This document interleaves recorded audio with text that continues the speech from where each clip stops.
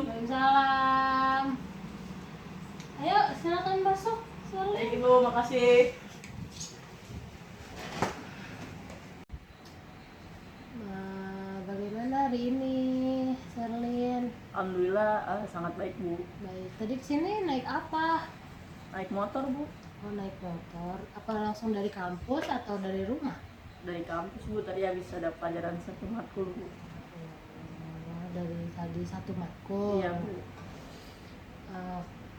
Mau ada yang diceritain? Ada Bu. Sherlyn, ibu mau nanya, apa sebelumnya udah pernah melakukan konseling? Belum pernah Bu, ini baru pertama kali melakukan konseling. Baiklah, ibu akan menjelaskan mengenai apa itu konseling. Jadi perlu Sherlyn ketahui dan pahami bahwa saya di sini sebagai konselor yang akan membantu kamu untuk menyelesaikan masalah yang kamu hadapi. Keputusan yang kita sepakati ialah bahwa semua keputusan itu ada di tangan kamu. Kemudian di dalam konseling Sherlyn lebih aktif dalam menceritakan masalah yang sedang kamu rasakan dan berusaha mencari solusinya. Sedangkan saya akan mengarahkan kamu untuk mendapatkan solusi yang tepat. Kamu tidak perlu ragu dan canggung untuk menceritakan semua masalah kamu ke saya. Ibu di sini juga merahasiakan semua yang kamu ceritakan. Bagaimana, Sherlyn? Ya Bu, saya siap untuk itu. Baik, kalau kayak gitu sekarang kamu bisa menceritakan masalah yang sedang kamu hadapi. Ini Bu, jadi kan saya itu belum mau cek UAS Bu sama UPM. Jadi saya belum bayaran Bu. Orang tua saya bapak begini Bu, jadi tuh saya kan mau UAS sama UPM. Saya tuh belum bayaran Bu, jadi sebelum melakukan ulangan kayak UAS sama UPM terlebih dahulu harus bayaran Bu. Nah kalau belum bayaran nggak bisa ngikutin Bu, jadi saya tuh bingung Bu, saya harus ngapain. Orang tua saya, bapak saya itu kerja bagian security Bu, gajiannya tuh akhir bulan. Nah sedangkan saya UAS sama UPM saya tuh pertengahan Bu. Ibu kamu kerja apa cuman jadi rumah tangga aja? Ibu saya jadi ibu rumah tangga Bu. Ibu rumah tangga. Dalam misalkan apa sih namanya, gajian orang tua kamu tuh kamu sering dapat atau enggak? Maksudnya kamu sering mengumpulkannya atau enggak? Gajiannya itu saya sering dapat Bu, tapi saya buat beli paket Bu, paket internet. Emang dalam satu keluarga kamu tuh kamu berapa saudara? Saya 4 bersaudara Bu, saya anak ketiga. Kakak pertama cewek apa cowok? Cewek Bu, dia udah nikah. Oh udah nikah. Itu yang udah nikah sering ngirim duit atau enggak? Sering Bu. Sering. Berarti kamu dapat pendapatan dari kakak yang pertama juga? Kakak pertama saya dapat Bu. Kalau kakak yang kedua cewek cowok? Cewek Bu. Udah nikah juga? Belum Bu, dia lagi kerja Bu. Oh masih kerja. Terus kamu punya adik cewek cowok? Cowok Bu. Cowok dua-duanya? Adik saya cowok Bu. Satu doang ya? Iya Bu. Berarti cowok. Itu udah kelas berapa? Sekarang masuk ke kelas 8 Bu, SMP. Itu dia sekolahnya negeri atau swasta gitu? Alhamdulillah negeri Bu. Berarti yang di sini yang memusatkan pembayaran tuh cuma di kamu doang ya dalam kuliah? Iya Bu. Terus kamu udah cerita kalau misalkan mau pembayaran ini ke orang tua kamu? Udah Bu, saya udah cerita. Kata orang tua saya ya tunggu akhir bulan Bu, karena kan gajiannya akhir bulan. Kamu udah menceritakan belum? Maksudnya kan pembayaran itu harusnya di pertengahan bulan gitu. Saya sudah Bu, tapi mau kemana lagi Bu? Bapak saya dapat gajinya akhir bulan Bu. Terus tanggapan ayah kamu sama orang tua kamu tuh bagaimana ketika kamu bilang kamu mau bayaran? Tanggapan orang tua saya ya bingung Bu, mau kemana lagi, sedangkan gajian akhir bulan, tapi lagi berusaha untuk bilang ke kakak dulu Bu untuk bayar dulu terlebih dahulu, nanti pas akhir bulan dibayarin sama bapak Maksudnya jadi nanti orang tua kamu kamu uh, ulangan dulu baru nanti dibayarin gitu? Enggak bu, jadi saya bilang dulu sama kakak saya yang kedua bu, untuk bayarin kuliah saya dulu. Nanti pas akhir bulan ini baru nanti bapak saya yang bayar bu, biar saya bisa ikut UAS sama UPM bu.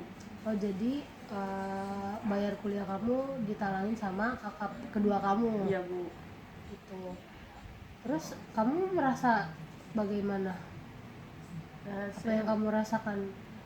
Saya merasa kayak oh, yang saya rasakan tuh kayak gimana ya bu, saya mikirnya cuma teman-teman saya nih bu, sekeliling saya bisa bayaran kuliah pakai uang sendiri, tapi kalau saya masih tanggungan dari orang tua, dari kakak-kakak saya pengen kayak saya tuh bisa bu mandiri, tapi selalu tidak dibolehkan. Kayak saya tuh emang ada niatan bu, tadinya tuh saya mau jadi ojek antar makanan, tapi pas bapak saya tahu, bapak saya menolak bu, karena menurut bapak saya kalau misalnya orang tua masih mampu ya udah pakai duit orang tua, karena saya sendiri aja masih kayak mahasiswa bu, jadi orang tua saya mau kamu fokus aja kuliah, jangan yang aneh-aneh. Jadi saya memposisikan diri saya sekarang ya udah saya kuliah buat orang tua saya bu, nanti pas saya lulus saya membanggakan orang tua saya. Jadi kamu tuh udah pernah mendiskusikan hal ini tersebut ke orang tua kamu, tapi orang tua kamu kayak ngerasa mereka tuh masih menyanggupi kuliah kamu gitu, tapi kamu kayak merasa terbebani karena bayaran kuliah kamu yang membebani orang tua kamu sendiri. Ya bu, benar kayak gitu. Jadi kayak saya merasa hidup saya tuh beban banget bu buat orang tua saya, tapi orang tua saya memikirnya saya itu nggak beban buat dia, karena dia mau anak-anaknya pada sukses, dia mau anak-anaknya bisa membanggakan dia. Sebenarnya kalau kayak gitu kan orang tua kamu sudah menyanggupi apa yang perlu mereka sanggupi gitu, jadi kamu sekarang menurut ibu ya kamu fokus aja kuliahnya, jangan terlalu dipikirin hal-hal kayak gitu. Atau mungkin kamu di selang-selang waktu kayak gitu kamu bisa pekerja part time gitu, kamu bisa nyari-nyari. Tapi kalau emang kamu diskusiin lagi, maksudnya baiknya tuh kayak gimana sama orang tua kamu gitu, maksudnya kayak diskusiin sebenarnya kamu bilang aja jujur kalau kamu tuh merasa terbebani. Misalnya kamu ngerasa kamu tuh menjadi beban ke orang tua kamu sebenarnya udah pernah bilang? Sudah bu, sudah bilang ke kakak saya. Kalau kakak-kakak saya mendukung bu, jadi kakak saya tuh pernah ngasih lamaran pekerjaan ke saya. Kakak saya sudah ngasih lamarannya ke ARD, tapi saya tidak mau bu, karena saya baik lagi kalau saya sudah tahu uang berarti saya melanggar aturan yang bapak saya mau, orang tua saya mau kan saya fokus kuliah. Berarti kalau saya udah ngerti uang, kuliah saya hancur bu, karena ya udah saya udah punya uang, saya sudah punya segalanya, apa yang saya mau ya udah itu hak saya. Jadi kalau misalnya saya udah ngerti uang kayak gitu, tapi kan baik lagi bu, di sini saya mikir orang tua saya kalau tahu kayak gini gimana bu. Ya berarti kan sebelumnya kamu udah berkomunikasi kan ke orang tua kamu tentang hal-hal tersebut, dan orang tua kamu kayak mencegah kamu untuk bekerja, berarti kamu harusnya tetap fokus ke Kuliah saya bu. kuliah kamu gitu. Jadi kamu harus bisa kayak berpikir, oh ya udah yang penting saya nggak perlu mencari kerjaan merasa terbebani. Intinya kayak saya harusnya ya udah kalau emang orang tua mau saya kayak gitu, saya harus menunjukkan hasil nilai yang baik dari dari kuliah saya gitu. Kayak saya tuh harus bisa punya IPK yang tinggi, terus belajarnya juga saya juga yang benar-benar mendapat ilmu yang baik dari hasil kuliah. Jadi kamu nggak usah berpikir tentang hal-hal tersebut ya, kamu menunjukkannya bukan kamu mencari uang, tapi kamu menunjukkannya dengan prestasi yang baik, dengan nilai yang baik itu, bukan ke orang tua kamu. Ya bu, teman saya niatnya begitu bu, karena saya tuh tadinya emang belum ada niatan buat kuliah bu, Saya tuh pas lulus SMA saya ingin menjadi TNI. Hmm, Buat membanggakan orang tua saya Bu. Kan posisinya bapak saya pensiunan TNI Bu. Jadi bapak saya pernah ngomong dia pengen anaknya bisa jadi anggota TNI. Nah di situ tuh saya mau nunjukin kalau saya tuh bisa. Tapi posisi satu lain, eh, pas lebaran Bu, bapak saya pernah ngomong kayak gini, eh, bapak mau walaupun kamu mau ngejar cita-cita kamu setinggi langit, bapak mau kamu menuruti keinginan bapak untuk kuliah. Pokoknya mau kuliah ambil daftar tetap Bu. Saya nurutin semuanya Bu. Saya pernah gagal 5 kali. Pas saya kuliah, kondisi kuliahnya lagi covid, saya memutuskan untuk daftar angkatan Bu. Dibilang capek, saya capek Bu, karena kalau angkatan kan bisa dibilang berat ya Bu. Dari saya pulang kalau habis tes, saya berangkat pagi jam 5 subuh, ntar pulang jam 10 malam, ntar balik lagi kayak gitu terus Bu, rondenya Bu, jam 10 balik jam 11 apa enggak jam 10. Menurut saya bagaimana caranya saya tuh mau dua-duanya bisa saya dapat Bu, tapi kayak yang kayak Allah tuh berkehendak kamu lakuin dulu nih satu, kamu mengejar cita-cita kamu, tunggu kamu lulus kuliah, pas lulus kuliah kamu daftar lagi. Saya udah mencoba 5 kali Bu, 3 angkatan laut, 2 angkatan udara Bu. Ya angkatan udara, saya pernah sebulan kayak ngekos di daerah Bogor Bu, nggak ketemu sama orang tua, duit cuma kayak saya tuh kalau misalnya dikasih 500.000 dalam sebulan, saya akan menjaga itu Bu. Jadi selama duitnya belum habis, udah saya pegang terus.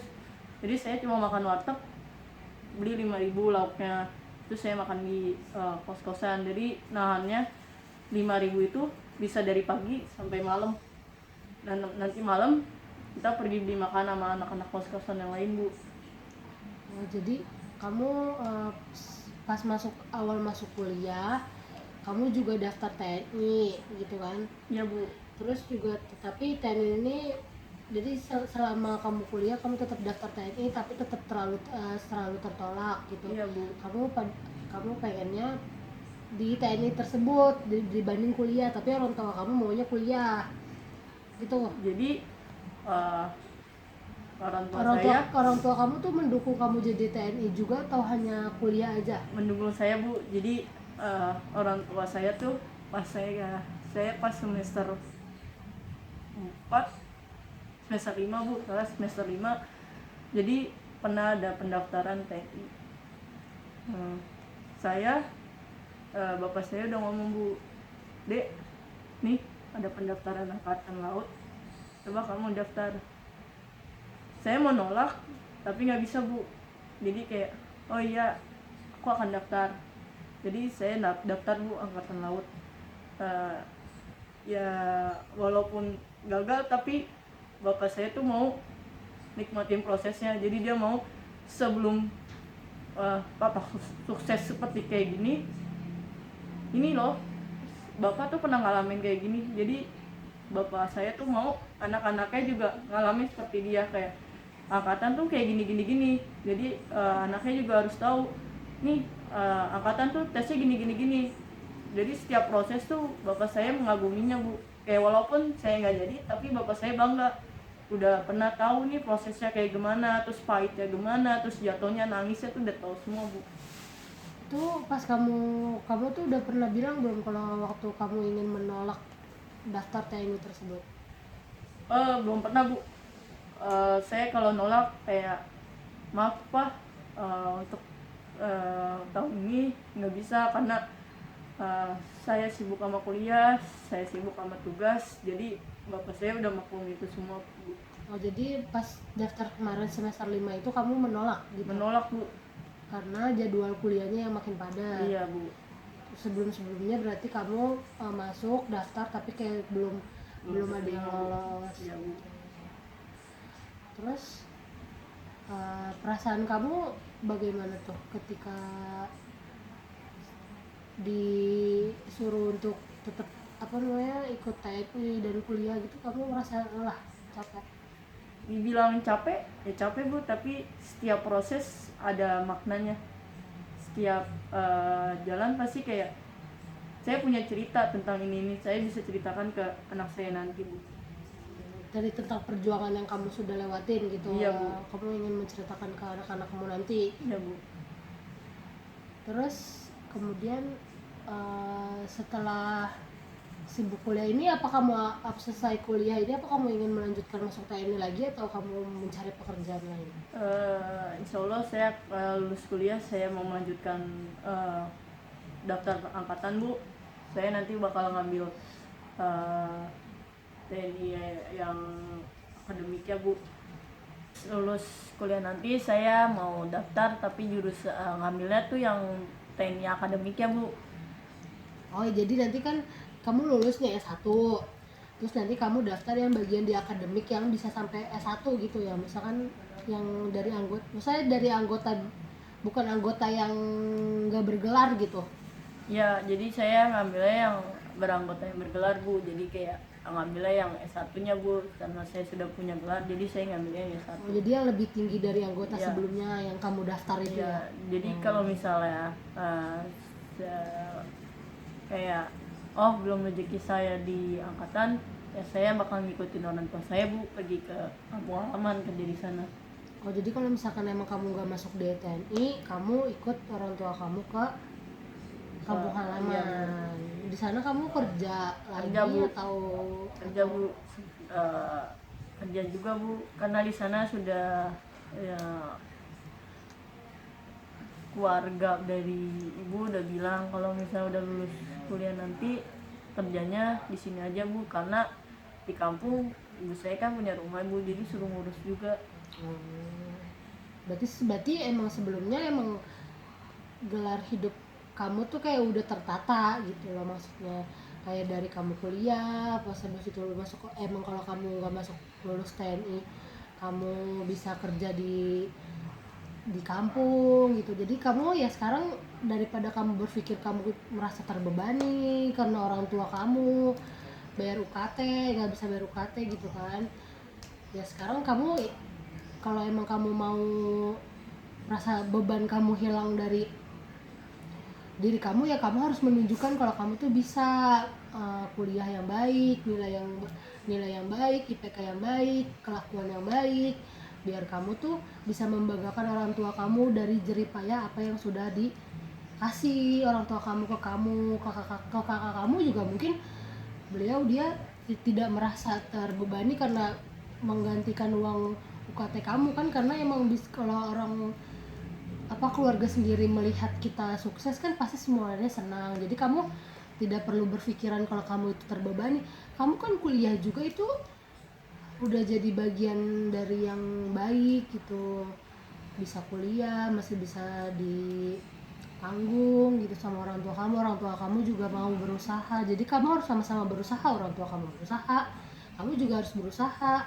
Jadi kamu kesampingkan dulu berpikiran kamu terbebani, atau kamu kesampingkan dulu kamu ingin bekerja tuh, kamu kesampingkan dulu ya. Kamu sekarang berarti fokus aja dulu kuliah kamu sampai lulus. Nanti kalau sudah lulus kamu ingin daftar TNI lagi, kalau bisa ya bisa, kalau enggak ya kamu bisa melanjutkan hidup ke jenjang yang lainnya gitu. Jadi kamu jangan merasa terbebani, Ya, karena kan itu udah jadi kesanggupan orang tua kamu. Kecuali kamu memaksakan untuk kuliah tapi orang tua kamu tidak menyanggupi, itu kamu bisa berpikir lagi untuk bagaimana menata hidup kamu yang lain gitu. ya bu.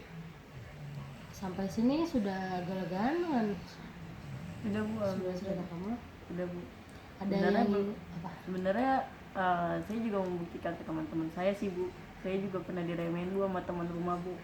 Kayak saya tuh emang teman saya yang di rumah tuh selalu bilang seorang Sherlyn bisa menjadi guru. Kayak orang tuh pada ketawa bu. Kayak teman-teman saya tuh mikirnya nggak mungkin bu, kayak seorang Sherlyn menjadi guru.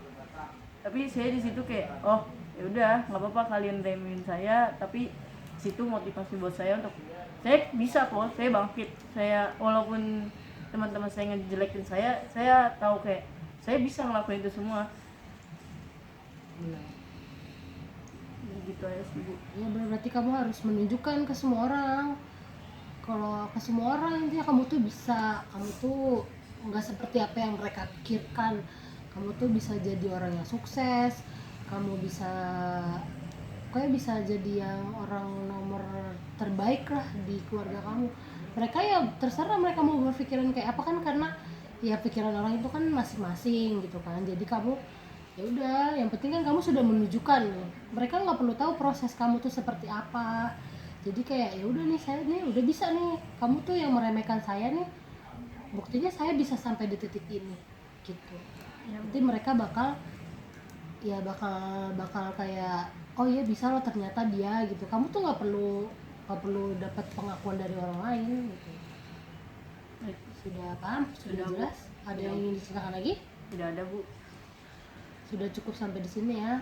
Sudah 30 menit juga. Sudah cukup Bu. Sudah lega? Sudah Bu. Ya udah, kita akhiri sampai di sini saja konselingnya ya. Baik Bu, terima kasih Bu sebelumnya. Ya sama-sama. Bu, saya pamit dulu ya Bu. Ya hati-hati di jalan ya. Ya Bu. Assalamualaikum. Salam.